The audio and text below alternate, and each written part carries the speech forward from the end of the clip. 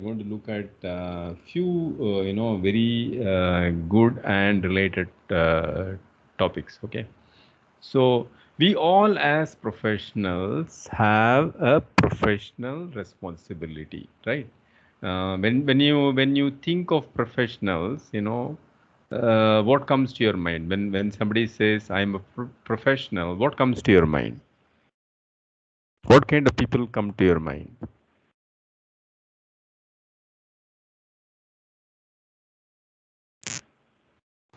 So someone who is good at the job, Someone who has? who is good at the job. I didn't get you, Sam. So like a professional is he's good at his job. Good at his job. Very good. Very good. Okay. But typically, when you say professional, what kind of a profession comes to your mind?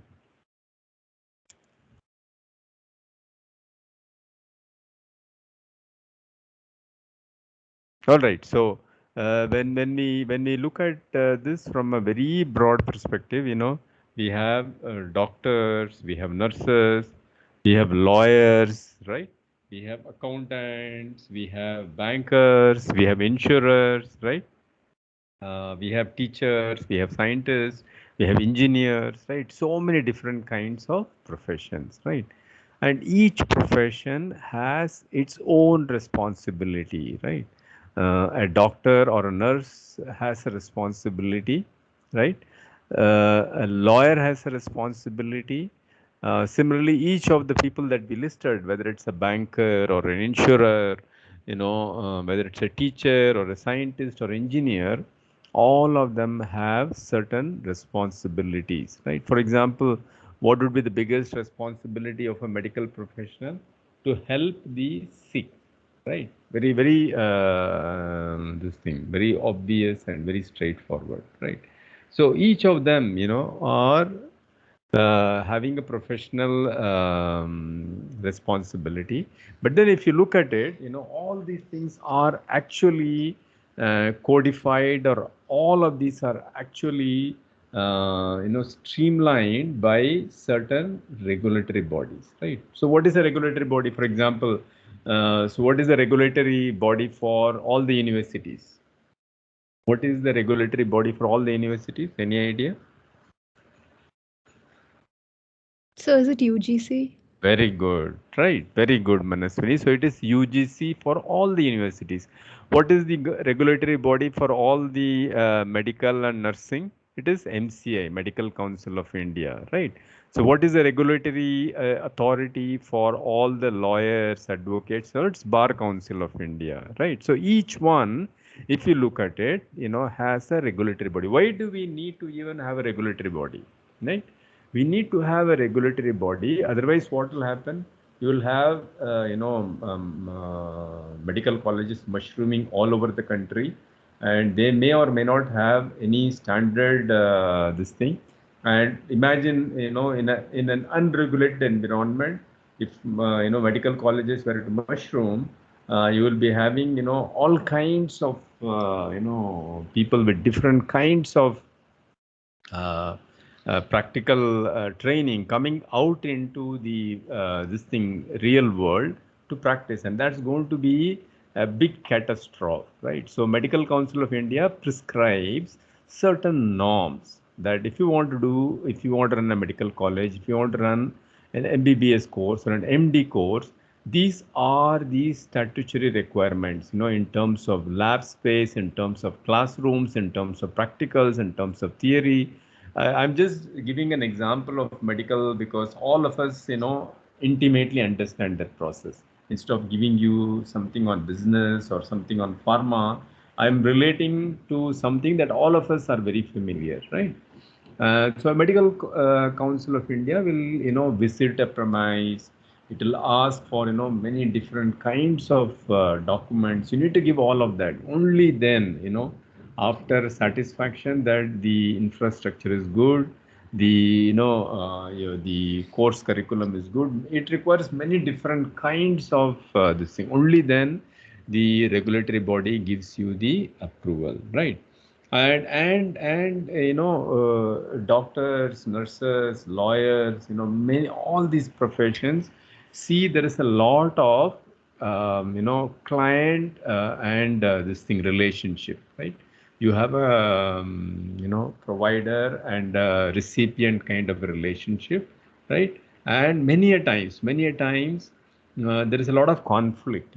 How much should I, for example, if a patient comes to the doctor, and if the patient were to confide to the doctor certain personal issues, how much confidentiality should the doctor have?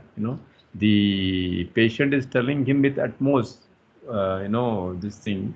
How much of it should be kept confidential? Suppose a police comes and asks the doctor about the patient, right? How much legally can the doctor avoid, or is it that the doctor, just because some police asked, he can blabber whatever he knows about the patient? No, I think there are many a times, there is a lot of confidentiality clause. I think some of the confidentiality clause remains rock solid even after the expiry of either party. I mean, there are some landmark cases. Unfortunately, we are not in that, so we may not be able to discuss it. But there are certain relationships, or there are certain disclosures that cannot be disclosed to the outside world, even after the expiry of either party, right? So whether it's legal dispute, legal thing, or whether it's a medical thing, it could be between a patient and a doctor, it could be between a client and a lawyer. Some of the disclosures are absolutely confidential. No way, under no circumstances, it can be disclosed to anybody else. Okay, of course, that doesn't apply. That ironclad clause doesn't apply to everything, but there are certain things in which this clause is very, very important. That means, you need to have a respect for the privacy and the confidentiality of certain things that transpires between two people, right? And then typically, this is just a beautiful coincidence that we talked about medical colleges. Medical colleges also turn out, many a times we say, people have been used as guinea pigs, right? Unfortunately, I don't know whether it's a correct term or not, but any new drug or any new medical product that comes into the market has to be tested on human beings. There is no way, you cannot be testing it on monkeys or rodents and say, okay, give it out for human beings. No, it cannot be done. Although it is part of the process, you do a lot of these things on preclinical animal models, okay? And then when it comes to clinic, invariably you need to have certain people who will be participating in clinical trials, and you need to have uh, prior knowledge. You need to tell the patient that you are going to be the recipient of this. We still don't know how it is going to work in humans, so you need to have informed consent from these people. So we'll quickly look at few quick videos, and then we'll understand these concepts.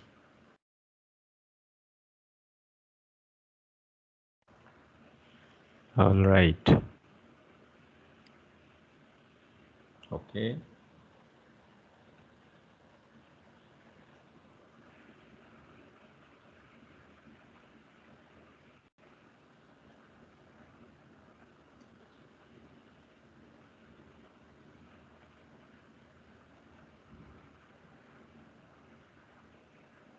Ethics and responsibilities. In The this volume lesson, is we'll kind of discuss low, a so you couple may have main to topics and listen a little more really carefully. define what is professional ethics, as well as discuss some ethical guidelines for specifically the IT field, with discussing ethical guidelines for computer professionals. Ethics is a domain or branch of philosophy that studies morality, or really understanding the difference between right and wrong behaviors. But it's kind of fishy sometimes, and kind of we see a little bit gray areas, because there are some things we could look at and then say, is that ethical or not? Let's think about a couple ethical situations. Is violence always wrong? What if you were protecting your loved ones? Or how about, is there such a thing as a harmless lie? And then, is it wrong to steal if you're trying to feed your family? Those are just a couple ethical situations for you to think about as you are digging more into ethical situations and understanding what ethics really is, not just in the business world, but in your everyday life. When you come across a situation, you need to interpret it and base everything off of ethics. You can't talk about ethics without one of the best policies when it comes to the fundamentals of ethical values, and that's honesty. From the time we wake up each day, we make hundreds of decisions. We don't always have accurate information, but we must base our decisions, our choices, our actions on what we do know. The costs and indirect effects of honesty can usually do little harm. Responsible computer professionals confront issues such as how much risk to privacy, security, or safety is acceptable within a system. So I did try to look for something for scientists. Unfortunately, that is like a 1 hour long video. Okay, and when I tried to look for medical doctors and nurses, it again was nothing less than half an hour. So I thought we all know briefly, to a large extent what these things are. So I decided to use these computer professionals because I think we are now in an increasingly networked world, and many a times we blindly believe, when we have some issues, we blindly believe any computer person will come and fix it up for us, right? Of course, being within the environments that we find ourselves in, for example, many a times I allow the IT professionals from Amity to have a remote access to my laptop, just based on the belief that they will do what they're supposed to do and all that. So, but that may or may not be the case every time. You are probably storing lots of information. Probably you're doing some transactions, right? So we need to be really careful, and we expect the IT professionals to do only that part of the job that we have given them, and then quit once they are done. So this talks about IT professional, but I thought still useful. And another one is, what uses of another company's intellectual properties are acceptable? As you can see, those ethical decisions can be kind of blurry when it comes to what's right and what's wrong. This is why we talk about professional ethics. Professional ethics includes relationships with and responsibilities towards our customers, clients, coworkers, employers, employees, and other stakeholders whose products and services and with whom those choices we make can affect. As a professional, we have a responsibility to act ethically. Many professions have a code of ethics that professionals are expected to abide by, such as with medical doctors, lawyers, judges, accountants, and IT professionals. There are special aspects to making ethical decisions in professional contexts, but the decisions are based on general ethical principles and theories. As I said, honesty is one of the most fundamental ethical values. However, many ethical problems are more subtle than the choices of being honest or dishonest. Some ethical situations we come across can be controversial. Let's dive into the realm of digital ethics. Now, how we communicate, treat others, how we portray ourselves to others on the internet, and how we protect ourselves are some things we need to think about. And this is where digital ethics comes into play. Now, ethics in general is hard to sell because there's no dollar amount tied to it like a product from a company or a service that's being provided. But how many companies have taken the stance that it is important for us to do the right thing with technology? You can look into that. It's something to think about. When I mention the term digital ethics, This means a safe, responsible, and courteous use of the internet or performing any function within information technology. And there's three areas we can look at here, that being privacy, our online privacy, cyberbullying, and plagiarism. When it comes to plagiarism, you should follow the acceptable use policies to keep you safe there, and use digital resources productively. Try to avoid digital plagiarism at all times. We have talked about the fair use, so make sure you understand what fair use is when it comes to plagiarism and cases where you can and cannot use digital copies and digital productions. Now, professional ethics have several characteristics different from general ethics, since the role of a professional is special in several ways. Most people affected by the devices, the systems, and services of professionals do not understand how they work and cannot easily judge their quality and safety. A professional advertises his or her expertise and thus has an obligation to prove that. As a professional, you have special responsibilities not just to your customers, but those who are indirectly affected by your decisions as well. Those responsibilities include thinking about the potential risks to privacy and security of one's or someone else's data, as well as to safety, reliability, and ease of use. Because of the complexity of computer software, professionals have an ethical responsibility not just simply to avoid intentional evil, but to exercise a high degree of care and follow good professional practices to reduce the likelihood of problems. You must maintain an expected level of competence and be up to date on current knowledge, technology, and standards of your. I'm sure all of you are aware of the ongoing discussions between, Facebook, Google, Instagram, and the government of India, right? Not only Facebook, Google, Instagram, but even Mastercard, Visa, all these guys. The government of India is telling them to store the digital information of all the transactions that are done by Indians in India, not anywhere else, right? And I think there are reasons behind it, and I think there is a lot of gray areas that are still being sorted out, right? So for whatever reason, these companies have been practicing certain things, so it becomes difficult for them to suddenly comply. But then I think eventually after discussions, there will be a middle ground, and that is what is going to be done. Your profession.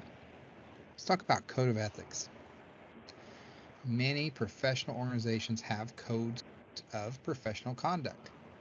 These codes provide a general statement of ethical values and remind professionals that ethical behavior is an essential part of their job and that they have specific professional responsibilities.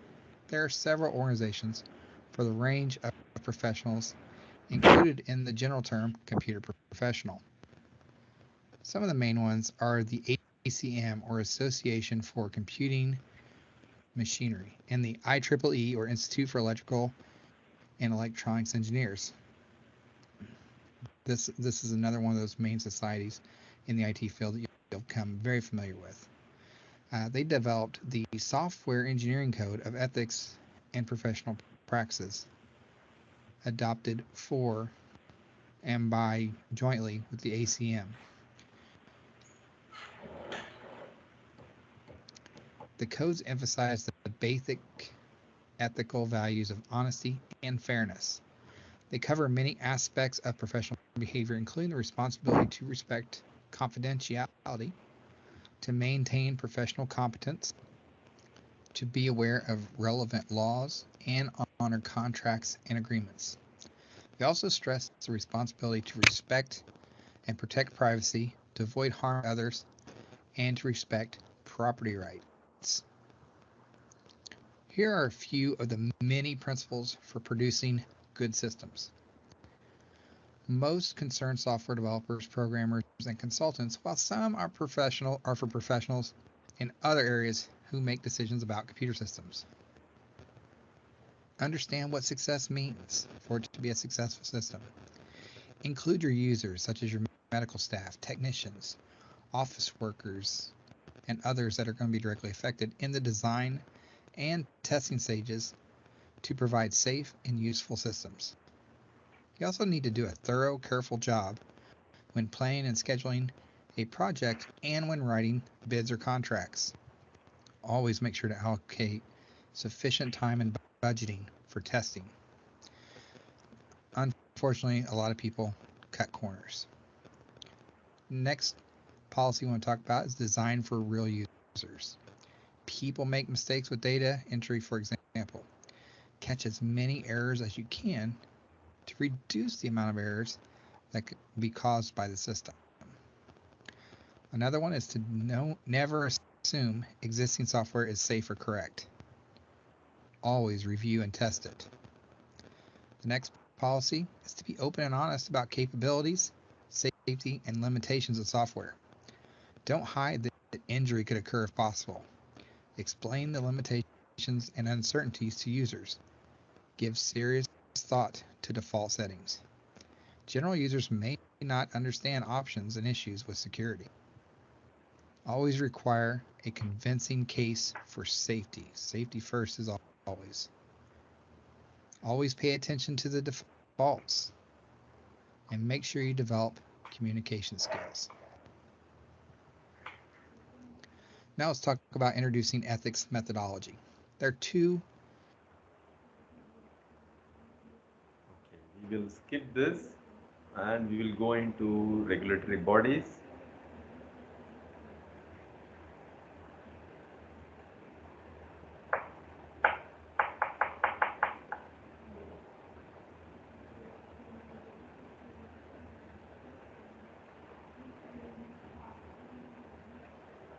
Authorities, what actually they are. So they are also called regulatory authorities, regulatory agencies, or just regulators. And so basically, they are generally most of these regulatory bodies are public bodies. They are controlled or they are under government. They are created by the government as per a legislature or as per a law, and they are tasked with creation, implementation, and enforcement of laws or norms specific to a particular business sector. So for example, there is a business sector which we can say financial services. So there is a particular regulator for that. There is an industry which is related to food. So food industry will have a regulator, so that there are certain rules which are made for them, and the companies which are in that sector, they need to follow the rules and the norms created by that regulator. Okay, so these are what regulatory bodies are all about basically. And as I told you, they are set up in order to enforce safety and maintain standards of operations.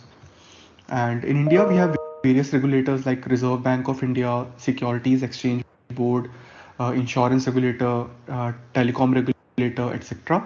So we'll see them one by one, and we'll also see the functions and the heads of such regulatory bodies. So let's start with the first one. The first is Telecom Regulatory Authority of India, that is TRAI. I would say very. So, in the absence of this telecom regulatory authority, right, people would actually eavesdrop on your conversation, right? The AI very specifically says nobody can eavesdrop on another person's conversation. You can't record it. You cannot listen to it. You're not supposed to infringe into a person's, privacy. But we do know that it is not, the governments can can supersede this and can intrude into the privacy of people under certain circumstances, right? So it is up to the government to decide whether those circumstances were there or not. Many a times the governments may do it, and then eventually the courts may come down on the governments, right? But it does make sure telecom regulatory authority make sure not only people, not only it regulates your, the amount of bandwidth, not only regulates the charges that these companies can charge you, but also, make sure that they are compliant with its rules. Okay. In the absence of, this telecom regulatory authority, it would have been like total chaos. Important, and you'll come across it many times when you are studying your subjects, or even reading newspapers or listening to news. So basically, TRAI is a statutory body, which means that it has been established by the parliament, and it was set up under the section 3 of Telecom Regulatory Authority of India Act. So this is the name of the act under which TRAI was established, and the year of this act is 1997, and it is the regulator of telecommunications sector in India. So you need to remember that, as the name suggests, Telecom Regulatory Authority, this regulator regulates the telecom sector. Now let's see the most important functions. So its regulatory functions include recommendations on the new service providers and licensing issue. So TRAI is the one which regulates when a new player has to be introduced in the market, and when it has to be provided a license or taken the license away. It also provides guidelines related to regulations, directions, and orders regulating interconnection between different players. Since every one of us might be having a different, different company of SIMs or telecom, or our landlines are different. So there need to be a proper interconnection between different players, and TRA is the one which regulates that interconnection, looks after proper interconnection. Otherwise, there will be a lot of trouble between interconnecting various type of companies. So today, it is so smooth, right? When the cell phones were introduced to India for the first time, right? There are a lot of confusions, and it was the public that was at the mercy of all these companies, right? Suppose you had an Airtel as your service provider, you want to connect to BSNL. Airtel will charge you, BSNL will charge you, right? So many different things, right? And it used to have a tariff that you can speak, at very very exorbitant rates during daytime, and after 7 the rates were little less, and then after 12 the rates were like really low. So people would wait till 12 in the midnight, and they will talk to their relatives and all that. It was such a, thinking back, it was such a terrible thing. But now we know that the fees is same, and now they've come with so many plans, right? All this is because of the good work done by the telecom regulatory authorities. Next, ensuring affordable tariffs and quality service for customers. The most important part of the system is the customers. So looking after their interest is also an important function of TRI. As I told you, consumer protection is again related to providing. When's the last time you seriously thought about your browser? Does it look like this? With Chrome, ads Providing affordable tariffs and quality to customers, and also looking after their complaints or grievances. Now let's look at the head. So Mr. Ram Sevak Sharma is the head of TRI. So You this can see could him in the be photograph. different, this was And done the headquarter of TRI is in some New time back. Delhi. Okay. Okay. So the head keeps So that's it changing. about TRI. They have a This is fixed the most this important thing, thing that you tenure. must know. Okay, as a MBA aspirant. Now moving forward to the next, Competition Commission of India, that is CCI. So let's see about it. So CCI is again a statutory body which was set up under the Competition Act 2002. And why? For administration, implementation, and enforcement of this act, and was duly commissioned in March 2009. So we'll see what are the important function of CCI. As you can understand from the name, it is related to competition in various markets. Let's see the functions. So first is, So what happens when there is no competition in the market? Any idea? Anybody wants to share their thoughts? Suppose, let's say, it's the entire telecom is being provided by either Reliance or say Airtel alone. What could be the possible drawbacks?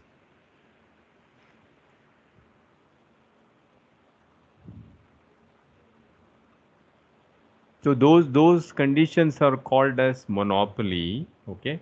Suppose there was only one provider, for example, for say all the cellular services, then that is called as a monopoly, and the person can have undue influence over every aspect. They could be charging you hefty amounts. For example, I still remember, when we were, not even this, maybe 5 6 years ago, Airtel used to give only 2 GB, 2 GB for the entire month for whole lot of money. Okay. So today we can get 1.5 GB per day, right? For a for a decent this thing money. But way back, maybe in 2016 and all that, it used to be 2 GB, and Airtel used to charge an exorbitant money because there are not many other players. Okay. And then suddenly we all know that how Geo came into the picture, and they slashed the data, and then suddenly everybody opened up to that same. Now, of course, typically what happens is, these competitions creates, all this competition creates the depression in the prices. So, Airtel had to go back to its drawing board, had to match Geo, so many things happened. So competition is always good. Whenever there is a monopoly, that person will take advantage. The monopoly will take advantage of the current market situation. They will charge everything exorbitantly, and there will be poor customer service. But when you have competition, just because you have few more other competitors, you will end up doing a good thing for the customers. Okay. To prevent practices which have adverse effect on competition. So if any of the player is trying to manipulate the market by certain practices, for example giving away its products in a very very cheap way, these are the practices which reduce the competition because customers will move toward them, and this will polarize the market. So such practices are controlled or governed by CCI. Next, to promote and sustain competition in the market. Again, enhancing the competition, promoting such practices that will enhance the competition in the market, like introducing new players, giving them more freedom to enter the market.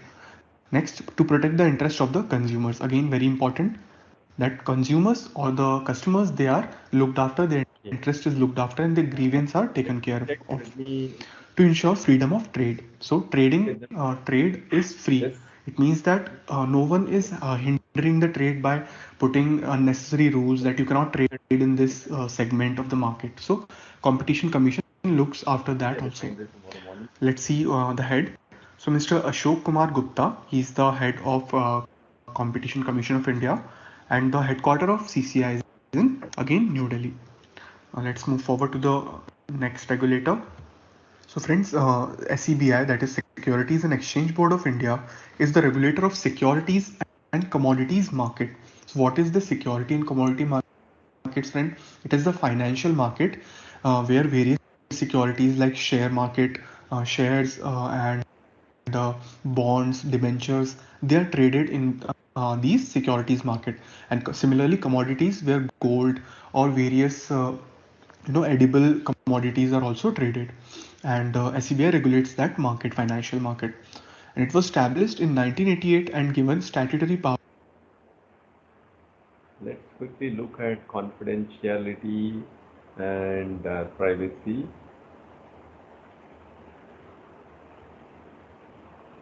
Of Ontario presents confidentiality and. So this is with respect to nursing profession. See, I skipped the regulatory bodies because now you got a fair idea of what these different regulatory bodies are, right? So we will skip that and then we'll come. Privacy, an overview.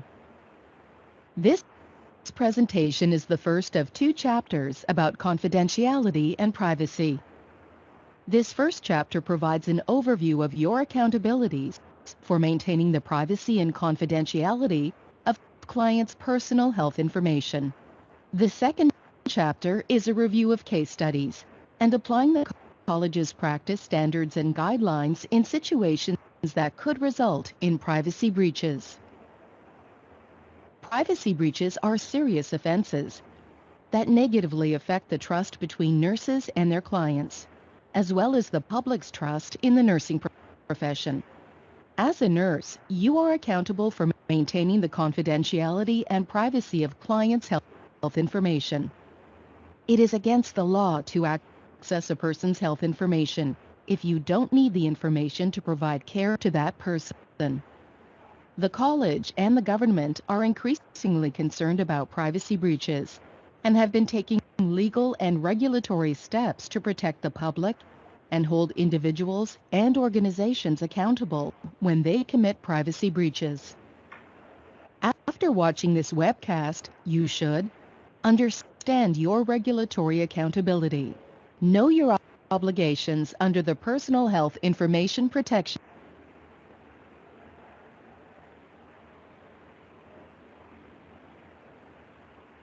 understand why privacy breaches negatively affect the trust between clients and nurses. It is important to understand the elements that are foundational to nursing. We call these the elements of care. They are professionalism, ethics, and therapeutic relationships. Applying these elements of care will help you maintain the client as the focus of your care, while preserving your client's trust in you and the public's trust in the nursing profession. Therapeutic relationship is about how you interact with your client. Professionalism includes the body of knowledge you have and apply as a nurse. Ethics is about respecting your client's values. These components do not stand alone. When you apply all three elements, you make the client the center of nursing care. However, if the client or what the client needs or expects is no longer the focus of your care, then you have shifted the focus to yourself. Professional relationships are based on trust and respect. Due to the negative effect that privacy breaches have on trust between nurses and clients, it is essential that you protect your client's privacy. You demonstrate ethics by respecting your client's right to privacy, which will result in improved client care. Privacy breaches can cause emotional distress.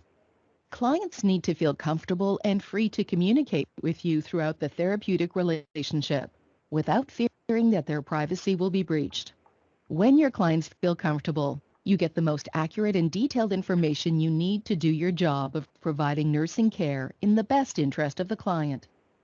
The privacy legislation establishes rules about the collection, use, and disclosure of personal health information by health information custodians and their agents. Personal health information is information in oral or recorded form that identifies an individual, including details about their physical or mental health. The legislation is designed to balance an individual's right to privacy with the needs of healthcare providers to access, use, and share information. It also gives clients the right to consent to the collection, use, and disclosure of their personal health information. The privacy legislation describes the parties who have access to personal health information. These parties are called health information custodians and agents.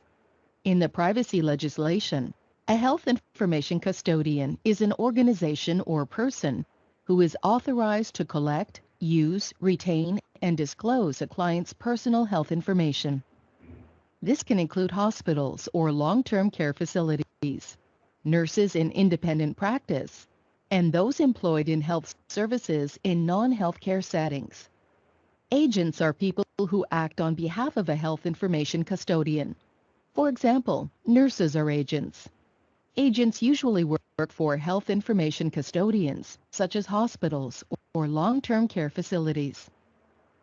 In some situations, health information custodians and agents are not authorized to access or share clients' personal health information without consent from the client. To know whether you have a client's consent to access or share personal health information, you must first understand the concept of the circle of care. The term circle of care is used to describe whether a health information custodian or their agent can assume they have a client's implied consent to access or share personal. Just because a nurse is taking care of your health, it doesn't mean that the nurse can share your um, privacy details or even your health records, right? Unless of course we in India probably don't have such strict this thing, but in reality I think we are moving towards that. I think eventually it will become that unless the patient gives you a written or a verbal consent, the nurse or the doctor cannot share it with other parties. Okay, especially who would be interested? An insurance person will be interested in knowing the details of a patient from a doctor. And based on what the doctor says, the insurance companies can either refuse insurance to a patient or they can charge a higher premium saying you are likely to become, because you have this condition, you are likely to become sick and you'll be needing hospitalization very often, so we are going to raise the premium. So it is possible, right? Especially now that the genomes can be sequenced, people actually have this ability to tell what all risks you are carrying for in the long term for certain diseases. And there is a lot of this thing, people are worried, legislators are worried that insurance companies can get a patient's information and can either refuse insurance or they can charge exorbitant premium. Okay, so it is very, very important for it doesn't matter whether it's a doctor, whether it's a nurse, it could be anybody else within the hospital administration who has access to your medical records, not to share with any third party until you have authorized them to do so. Okay. Personal health information, or if they will need expressed consent. Circle of care is not defined in the privacy legislation, but it appears in the Information and Privacy Commissioner of Ontario's resources. Before you access a client's information, ask yourself the following questions. First, is this information necessary for me to provide care to this client? If your answer is yes, then you are in the client's circle of care, and you have implied consent to access or share the health information with others in the circle of care. But if the answer is no, which means you are not in the circle of care, you should then ask, do I have the client's express consent to access and share their personal health information? If your answer to this question is no, then you cannot access or share the information. If you are within the circle of care, you can assume that you have implied consent to collect, use, and disclose client health information. If you are not in the circle of care, then you require expressed consent to access the health record.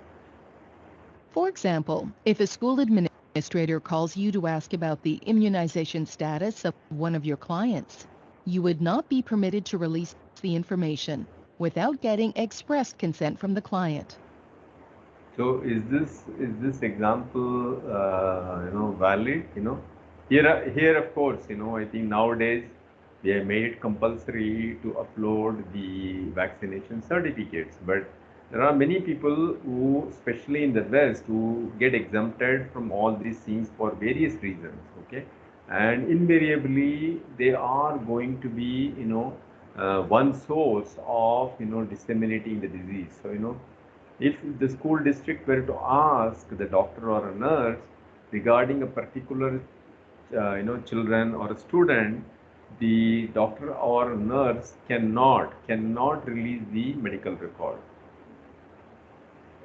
Because the school administrator is not within the circle of care. For more information about implied and expressed consent. Read the consent practice guideline at www.cno.org/standards. On May 18, 2016, changes to the privacy legislation became law. The changes included new mandatory reporting for privacy breaches. Facilities are now required to notify both the Information and Privacy Commissioner and the College of Nurses of Ontario if a nurse is terminated, suspended, subject to discipline, or resigns as a result of a privacy breach. Privacy breaches can now be prosecuted beyond the previous 6-month limitation period. Also, the fine for individuals has increased from $50,000 to $100,000, and it has increased from $250,000 to $500,000 for organizations. These changes signal that the government is serious about protecting personal health information and holding individuals and organizations accountable for privacy breaches.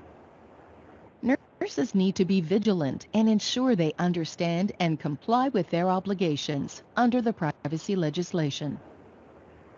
You can suffer various consequences for breaching the privacy of a client's personal health information. The college takes privacy breaches very seriously. A privacy breach is a violation of the trust the public has in nurses. All complaints from the public or reports from employers are screened for the level of risk posed to the public, and most are investigated. A nurse. Okay, so these are the consequences for breaching privacy. So your confidentiality, whatever you say, is of utmost importance. Okay, let's quickly finally look at. So this is a little longer video.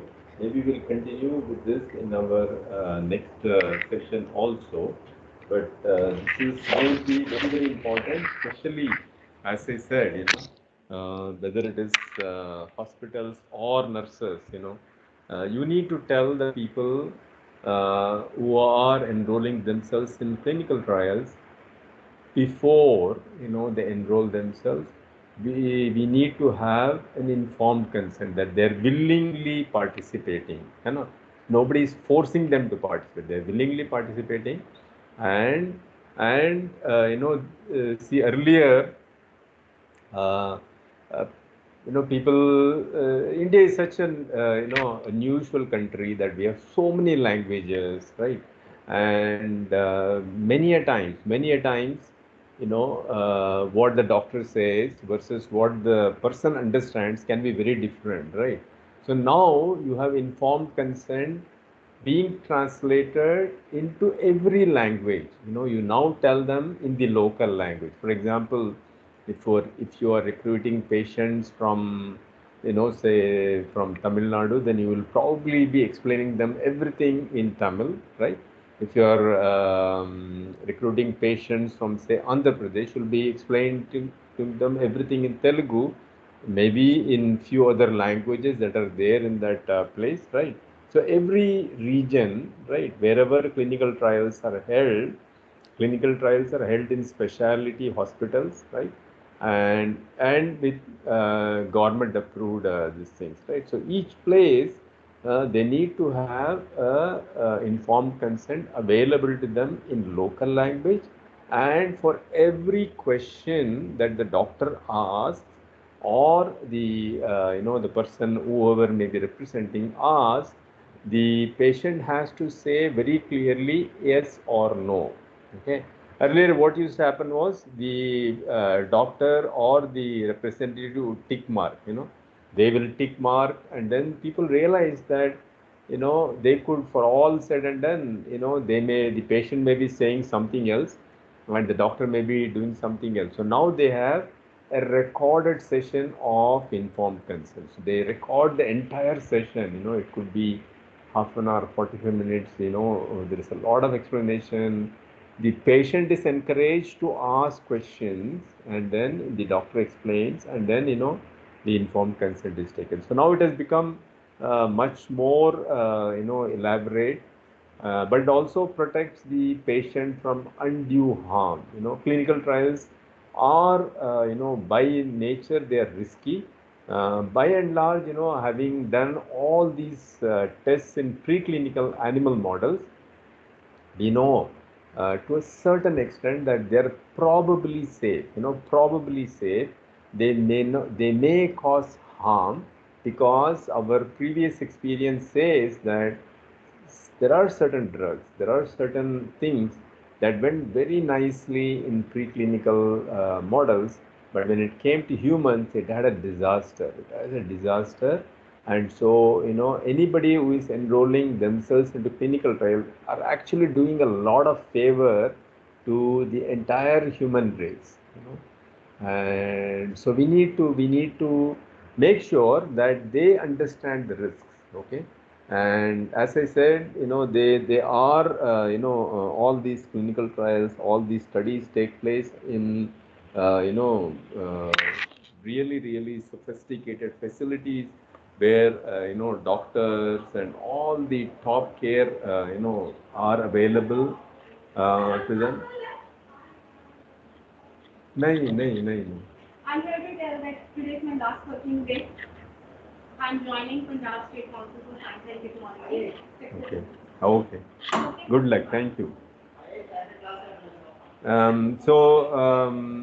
It takes a lot of effort, to enroll a person in clinical trial. And also, I think it's not that you put out a notice that I'm trying to test a new drug for brain cancer, people will come running to you. No, it doesn't happen that way. There are a lot of criteria to be met for enrolling somebody into clinical trial. For example, even when the COVID vaccine, trials were being done in All India Institute of Medical Sciences, it took them almost like 2 months to recruit patients.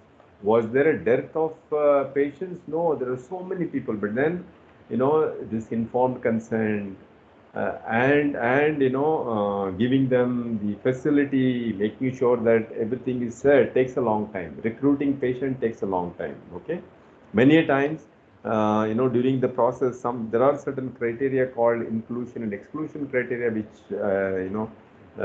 this is not the right forum. So many people also get excluded. So pediatric patients, for example, pregnant women are all excluded automatically. They can't come and enroll themselves in most clinical trials, right?